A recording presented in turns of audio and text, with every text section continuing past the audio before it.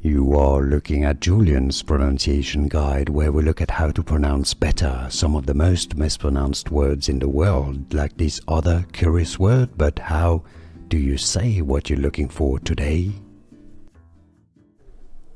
Name pronunciation. Let's break down how it is to be pronounced in different languages and in English, more importantly, how you can say it easily. In Dutch, it's pronounced as Koen. Koen. German is slightly different. Koen. Koen.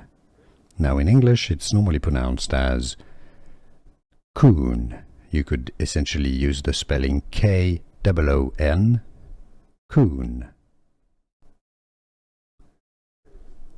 Name pronunciation. Let's break down how it is to be pronounced in different languages and in English, more importantly, how you can say it easily. In Dutch, it's pronounced as Koen. Koen. German is slightly different. Koen. Koen. Now in English, it's normally pronounced as Koen. You could essentially use the spelling K-O-O-N. Koen.